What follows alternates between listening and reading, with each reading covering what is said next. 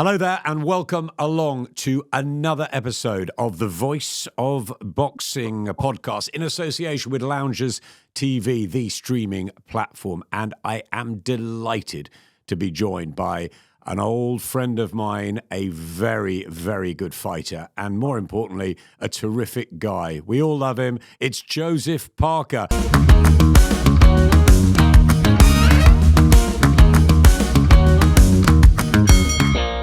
Joe, terrific to touch base. I'm sorry you're not here with me in studio, but I know you're out in New Zealand, and thanks for joining us. Well, listen, it would have been amazing to be there, to be in the studio. I'm sure we can do that in the future, but it's nice to be on here. It's nice to catch up, and thank you very much for having me on. It's a massive week for you. The announcement of your next huge fight, an opportunity that you well deserve after your recent run of form. It's Daniel Dubois on a mega card, maybe the best card ever put on, certainly in modern times, by Turki Al-Sheikh on February the 22nd. It's your chance of becoming world champion all over again. I bet you are relishing it. You know, when you look at the card, every card that they've put on, we always seem to say, this is the best one yet. And then this is the best one yet. And when I look at this card, I'm very happy and excited to be involved on such a mega card, but also to have the opportunity to fight someone like Daniel Dubois, who's coming in with a lot of confidence with his performances of late.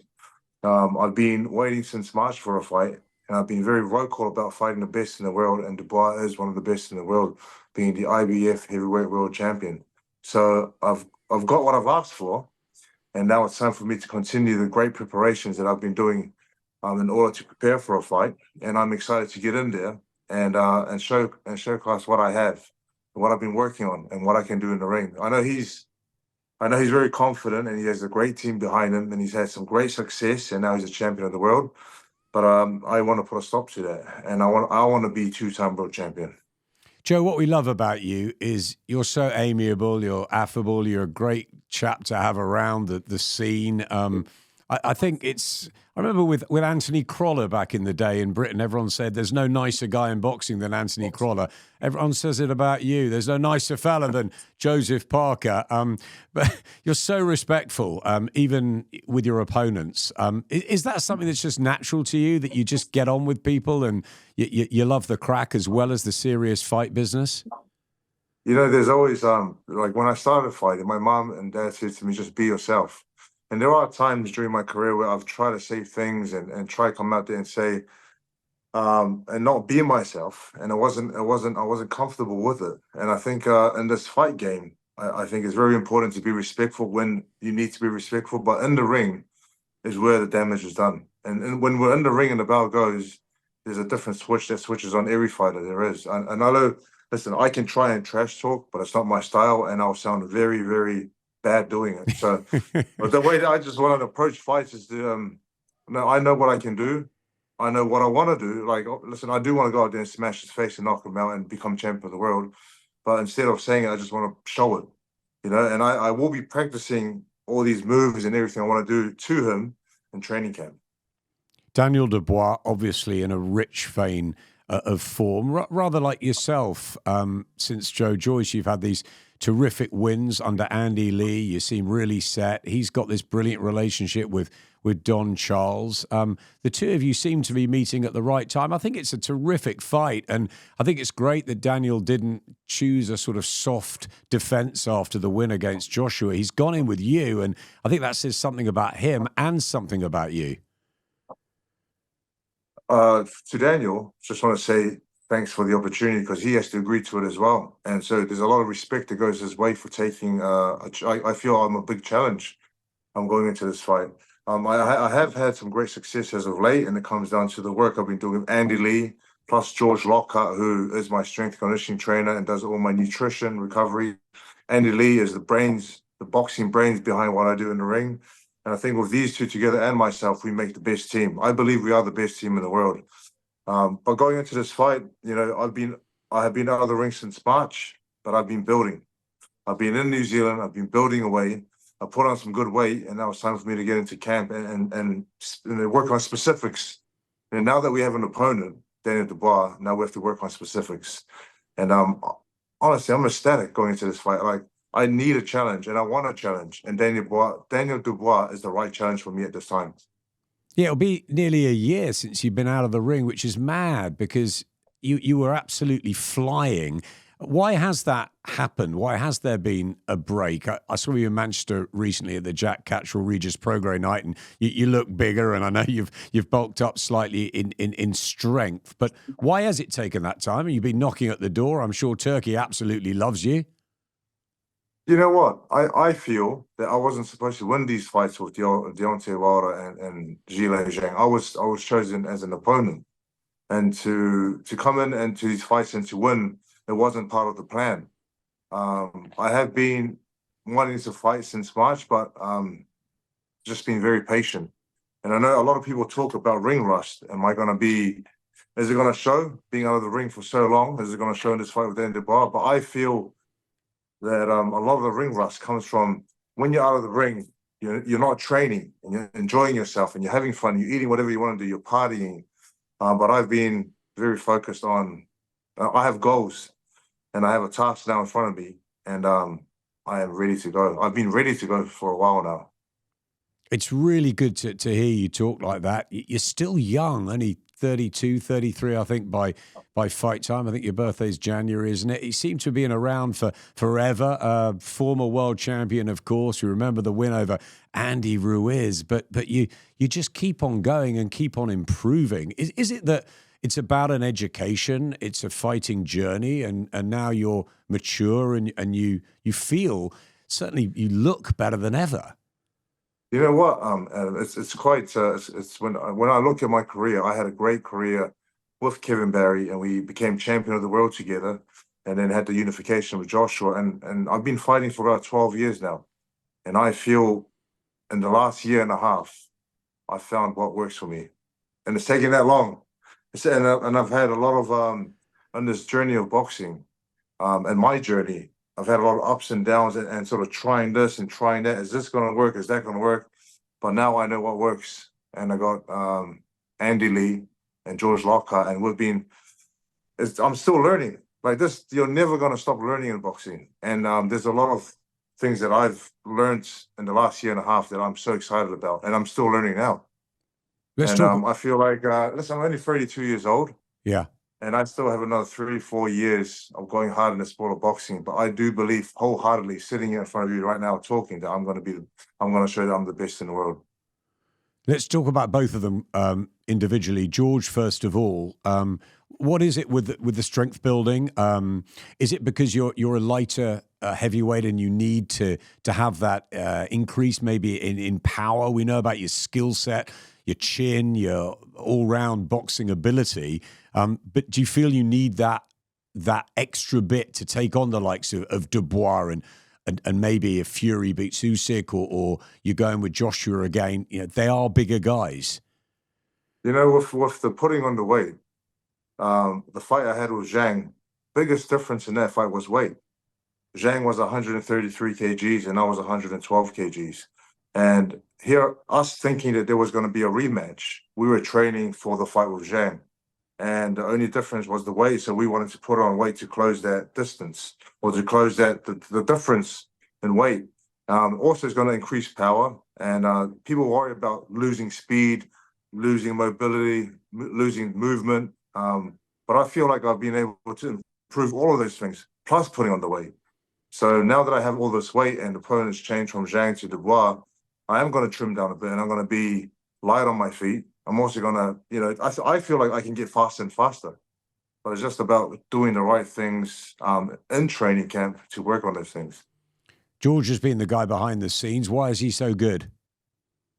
George's knowledge about the body and the things that he's spoken to me about and introduced into training camp, and everything now that George does and Andy does, everything's in sync, including myself. And sometimes in camps, the strength conditioning trainer wants to do this, but the boxing trainer doesn't want to do this. Or, there are differences in how they see things. But we are in sync as a team, and I think that's why it's flowing so nicely.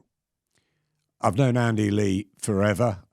He obviously trained under the Kronk way with Emmanuel Stewart. He was a wonderful southpaw middleweight, fantastic fighter, incredible brain, IQ, brilliant pundit, I think great commentator. He's obviously a secret weapon in your camp. And it seemed to be the fusion between the pair of you when you beat Deontay Wilder was almost like something, a symphony, and you seemed incredibly together. Tell us a bit more about the depth of you and Andy Lee. Yeah, with Andy, Tyson linked us up. I was looking for another trainer, and I wanted to try something else. I've been with Kevin for 8 years, but when I was looking for another trainer, Tyson mentioned to me that there are a lot of trainers out there who are pad holders, and they can be great pad holders, but he said there's only a few that he feels are teachers.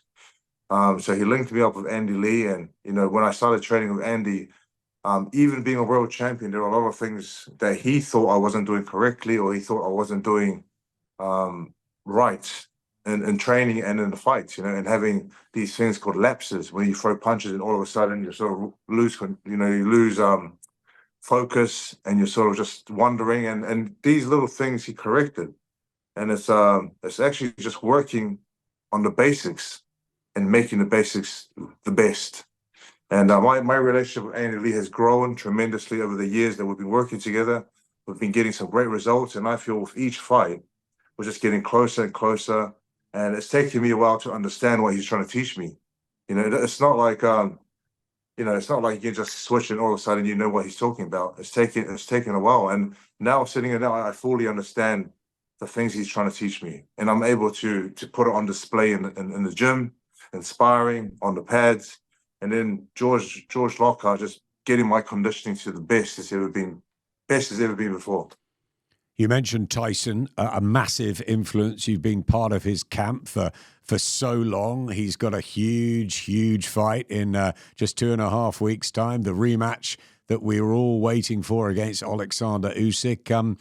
He seems to be locked away. No media anywhere near him. It's good signs. How serious do you think that he's taking this particular assignment, and can he pull it off? Sorry. Yeah, just Tyson and this fight with Alexander Usyk. It's the first fight was very entertaining, as everyone saw, and there were moments in the fight where both fighters had moments where they were showing that they were going to take over and win the fight. And then I think the switch came in the 9th round where Usyk caught Tyson with a big left hand and changed everything. And with that fight, I feel like going into the rematch, I feel Tyson, for me, if I was in control, if I had to give my opinion, I feel like Tyson has to be the big man and own the center of the ring. He's got height, he's got reach, he's got power. And going into this next fight, I feel like that's what he should do. But I'm just a friend, I'm just a brother, and hopefully, I'll be there to support him and see him become the unified champion of the world again. It's a great fight, isn't it, for the fans? It's one of those where Usyk won it last time, but you can see so many different outcomes as they go at it again. Oh, listen, you just don't know. Like, the first fight was so entertaining and went back and forth, and you just don't know how the second fight's going to play out. So I think everyone's going to be tuned in. I think if I can be there in person, that would be amazing. Not only just to support Tyson, but to get the upliftment for my own camp and my own fight coming up.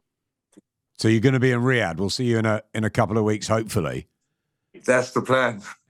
And you're going with your man. You're going with your man Tyson Fury on points or by stoppage. How does he do it? I would have to, going off the last fight, I would have to say points. Usyk is a master class fighter himself. Being able to avoid getting hit and the movement and just the feints and footwork. He's a master in his own right. So I will call it Tyson on points. Boxing's a business. Would you fight Tyson Fury? I would fight anyone and everyone. You can listen. You never say never.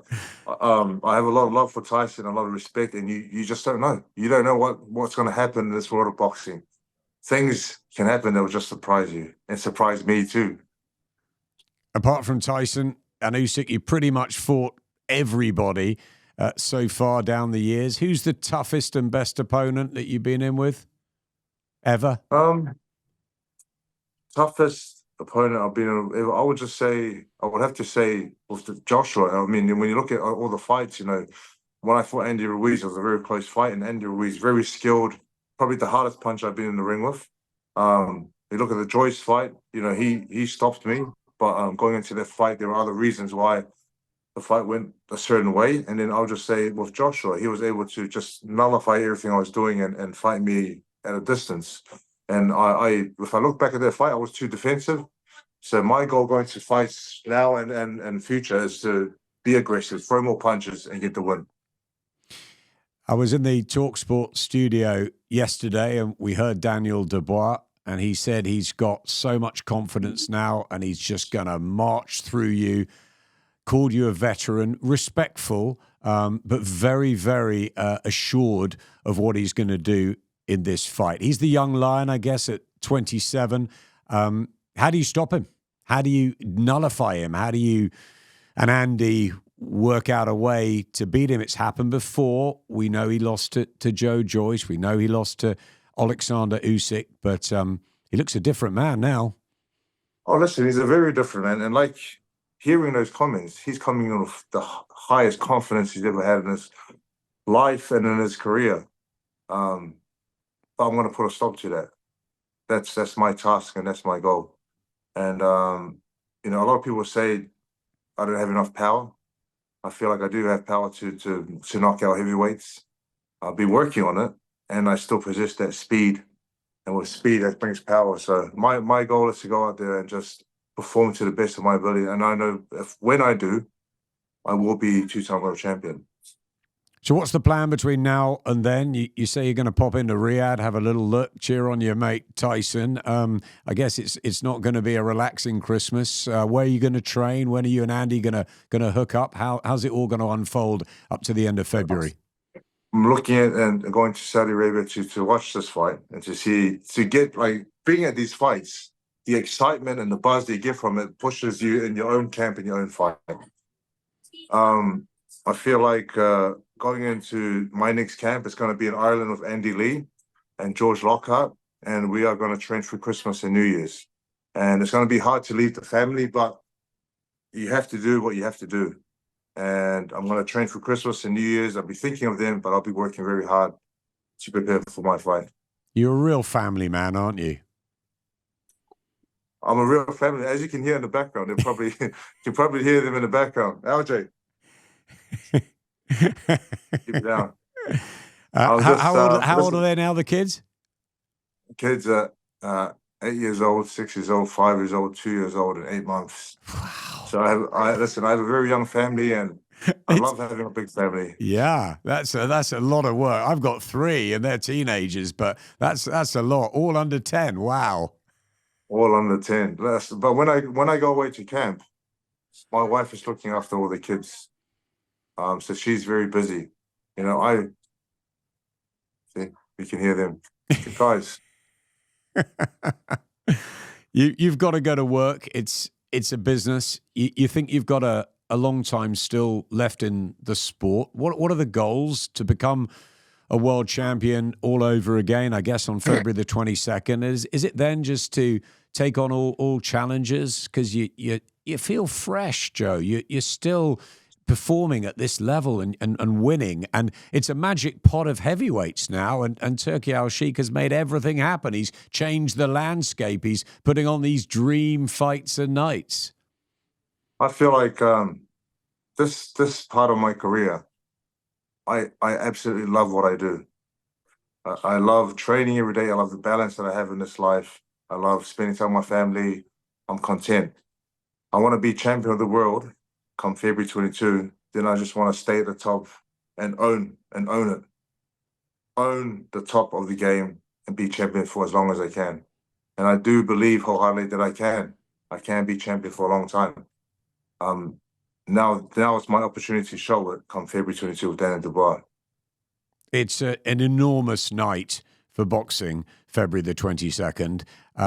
Bivol and Betebiev's rematch. You've got Shakur Stevenson, Boatsi Callum Smith, Virgil Ortiz, one of my favorite fighters, Hamza Shiraz going for a world title. I mean, it really is pinchy stuff. I sort of had to go through my 30-odd years in the sport to think of anything like this. And I remember Don King putting on I think 7 or 8 world title fights on a night once, but they were sort of fairly one-sided. These are really competitive, and it's just a magic one, isn't it? Listen, it's a magic card. It's a great card to be involved with, and every fight on this card is a tough fight. And it's a fight. All these fights are quite hard to call. The only one that I could really call is my own one, and that's a win for me. How do you win? What's the prediction, Joe? My prediction is I can stop Daniel Dubois. I've been working. I'm not going to say I've been working on knocking people out, but I've just been working very hard, and I am capable of knocking him out, and I will. Daniel trains just a couple of miles from where I'm sitting here in our Mill Hill studio. He's in the farm with Don Charles and the team, and he looks in great shape. And I just think, I spoke to him a while back, and I said, I really want you to fight Joe Parker. And I remember saying the same thing to you. I really want you to fight Daniel Dubois because you deserve this opportunity. And I wanted to see him in a really good fight because he wants to fight at the top. He doesn't mind who's in the other corner, and I love that. I think it's brilliant for the fans like us. I think it's fantastic, and like I said, a full respect to Dan Dubois. He could have said no. He could have went and fought someone else, and like you said, he could have had a touch-up fight where it's a little bit easier. He's been in 3 tough fights. Miller walking him down, Herkovich catching a lot of right hands, and then Joshua, he was able to walk back and put on the back foot, and we saw that knockout that he presented that night. It was massive. It was massive with Daniel Dubois, but he's very respectful, and he just goes about his business, and he goes out there and knocks people out. But like I said, my goal and my plan is different to what he has in his mind, and there's only one way to find out, and that's to put us in the ring together on the 22nd of Feb, and let us go to work. 2 nice guys out of the ring, 2 very dangerous heavyweights inside. I absolutely love it. You mentioned AJ, Anthony Joshua, probably your toughest foe in that night in Cardiff that didn't work for you. Obviously, he's in a difficult position now, trying to rebuild after what happened at Wembley, but he's still young. He's still got plenty of time, and there's huge fights out there for him. What do you think is the future for AJ? It's really up to AJ. I feel like his future is really up to him, and if he still has the passion for boxing and the drive to go to the gym every day and to train and put in the work and stay in camp and run all those miles and lift all those weights and work on boxing with his coach, it's just really up to him if he's still got that drive. When you have that drive, it doesn't really matter what anyone else says. You just keep pushing through and keep doing what you think you can do. But he can still be involved in big fights, I feel like if there was another heavyweight that lost to Daniel Dubois, then he's done and he's out. But with Joshua, there's something about him where people say, oh no, he can definitely come back and have another crack and be champion of the world again. You're talking about passion and happiness, maybe. It's so important, isn't it, to really want this business. We saw Sonny Edwards last weekend against Galal Yafai just not being there anymore and admitting almost in the corner. It's just not there. It's a tough world, isn't it? How much is it? You were a long-term amateur, a long-term pro. You've got to really want this, haven't you? And I know there's big money for you heavyweights, but it's different, isn't it? There's something inside you. It looks to me as though you've got that still in abundance. I feel like it's important to have the passion for boxing. If you lose that passion and you lose that drive and you lose that motivation, there's no point in really being involved in boxing. Might as well go do something else, another sport. But I feel like the passion is very important to have. And if you still have that, doesn't matter what anyone else says. Keep pushing through, keep training, and keep fighting. Who do you think the best heavyweight on the planet is right now? Is it Alexander Usyk because he's proved it and he's unbeaten, or is it Tyson Fury, or is it Daniel Dubois, or is it you? Who do you think is the best right now? At the moment, I feel it's Usyk. With the performance that he put on with Tyson Fury and beating everyone and becoming the unified undisputed champion as a cruiserweight and a heavyweight, I feel like it's him. That's the best in the world at this moment. And now it's Tyson's chance to prove that he is the best in the world. But at the moment, sitting here now, it's Usyk. Totally agree with you. I think Usyk is the best pound-for-pound fighter on the planet. Had some time with him the other week, and he's just an incredible athlete and incredibly humble guy as well. Fantastic for our sport. Wind on a year, this time before Christmas 2025, who is the best heavyweight on earth? Joseph Parker. Next year, it's going to be a big year. And it all starts with February 22. I'm going to be the best. I'm not going to leave you without asking you about your videos, which entertain me throughout lockdown and still do. Your Back to the Future one that keeps you in the mix. I absolutely adore the social stuff that you put out. Who's the brains behind it, and how much have you enjoyed it? Because you love the other side of it, don't you? The music, the fun, and it's great to see you always with a smile on your face. You know what? Doing those videos and reenacting those scenes from the movies, it's fun. When you're in the gym training as hard as we do, and I'm sure a lot of other athletes can say the same thing, it's always nice to do something else. Whether it's, for me, it's fishing, playing instruments, or reenacting movies. It's just fun. It's fun to do, and I could see how hard it is for actors and actresses to do what they do. So a lot of respect to them and directors as well, but it is fun. And I'm not going to stop doing it because it always puts a smile on my face, and we have good laughs looking at the bloopers that we do make. And long may it continue. It feels that you're going to have a career in many things, maybe beyond boxing, which is great to see. It's something I always worry about with fighters when the lights are off and their careers are done, and that they're going to be happy and structured in their lives. But it seems to me you've got a huge family, you've got a lot of kids running around, you've got a lot of interests. So I think you're going to be okay. But it sounds to me like it's not yet. It could be 2 or 3 years away. And these are going to be fun and fiery years for you, Joe, aren't they? It's going to be fun and fiery years. It's going to be busy. It's going to be entertaining, and it's going to be jam-packed. I feel like with these next 2, 3, 4 years, I'm going to be busy with boxing. And you know what? The opportunities that come from boxing are just enormous. You just don't know what's going to come. And there's always something around the corner that you can do. And I'm going to make the most of my opportunity these next 2, 3, 4 years, because when it's gone, it's gone. So when it's here, take it with both hands and do your best.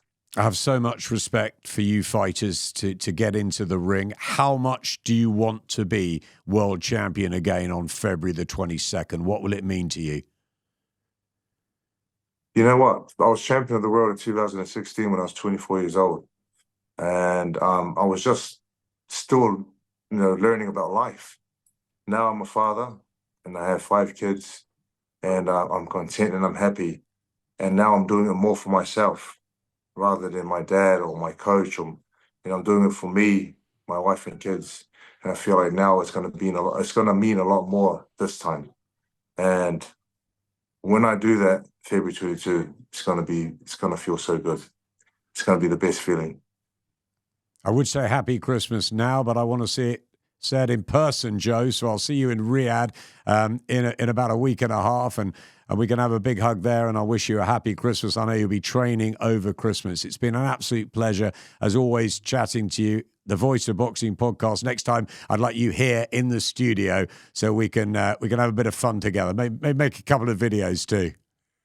Listen, you get those ideas sorted, and when I'm there next, I'll bring Kerry along, and we'll shoot them in the studio. Thanks for having me on. the voice of boxing. Cheers, Joe. Take care. See you in Riyadh. Thanks, Adam. See you soon.